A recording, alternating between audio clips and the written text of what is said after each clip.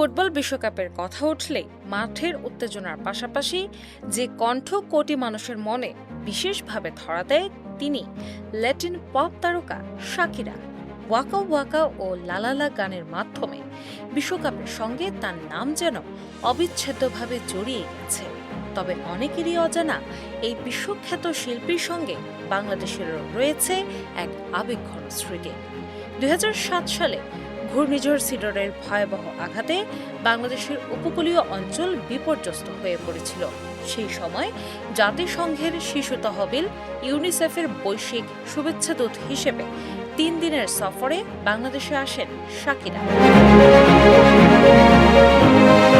১৬ December দিবাগত রাতে ঢাকায় পৌঁছানোর পর তিনি রাজধানীতে বেশি সময় না কাটিয়ে সরাসরি ক্ষতিগ্রস্ত মানুষের পাশে দাঁড়ানোর কাজে মনোযোগ দেন। সফরের দ্বিতীয় দিনে তিনি পটুয়াখালীর সিডর আক্রান্ত এলাকা পরিদর্শন করেন এবং ক্ষতিগ্রস্ত পরিবার ও শিশুদের সঙ্গে সময় কাটান। সেখানে ১১ বছর বয়সী নিপা নামের এক শিশুর সঙ্গে তার সাক্ষাৎ হয়, যে সিডরে নিজের মা বাবাকে হারিয়েছিল। নিপার কণ্ঠে একটি শোকের গান শুনে গভীরভাবে আবেগাপ্লুত হন শাকিরা।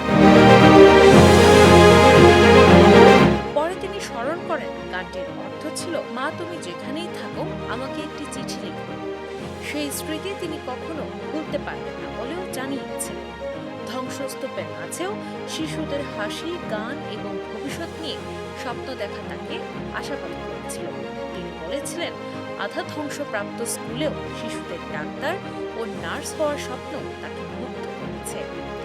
সিডরের ভয়াবহতা সম্পর্কে শাকিরা বলেছিলেন, পুরো গ্রাম নিশ্চিহ্ন হয়ে যেতে দেখা এবং এত মানুষের জীবনহানি তাকে ভীষণভাবে নাড়া দিয়েছিল। বিশেষ করে সন্তান হারানো মায়েদের মুখ তিনি কখনো ভুলতে পারেন। বাংলাদেশ সফরের অংশ হিসেবে তিনি রাজশাহীতেও ইউনিসেফের একটি প্রকল্প পরিদর্শন করেন, যেখানে সুবিধা বঞ্চিত শিশুদের জন্য বিভিন্ন কার্যক্রম পরিচালিত হতো। শিশুদের কল্যাণে কাজ করার বিষয়ে শাকিরার আগ্রহ দীর্ঘদিন।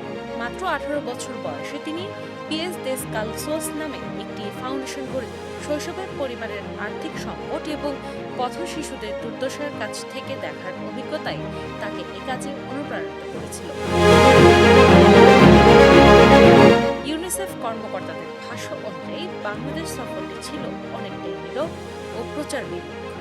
শাকিরা নিজেই চেয়েছিলেন মানুষের বাস্তব জীবনকে কাছ থেকে দেখতে এবং তাদের গল্প শুনতে। সফর শেষে তিনি আন্তর্জাতিক সম্প্রদায়ের প্রতি আহ্বান জানিয়ে বলেন, বাংলাদেশের মানুষ ও শিশুদের প্রতি আরও বেশি মনোযোগ দেওয়া প্রয়োজন। সরকার, আন্তর্জাতিক সংস্থা এবং সাধারণ মানুষের সম্মিলিত প্রচেষ্টাই তাদের জন্য একটি সুন্দর ভবিষ্যৎ নিশ্চিত। আজ বিশ্বকাপের মঞ্চে তার গান ও পারফরমেন্স নিয়ে যত আলোচনা হয়, তার আড়ালে রয়ে গেছে সেই মানবিক গল্প, যেখানে বিশ্বতারকা শাকিরা বাংলাদেশের প্রত্যন্ত অঞ্চলে গিয়ে দুর্যোগে ক্ষতিগ্রস্ত শিশুদের গল্প শুনেছিলেন, তাদের সঙ্গে কেঁদেছিলেন এবং তাদের স্বপ্নকে হৃদয়ে ধারণ করে ফিরে গিয়েছিলেন।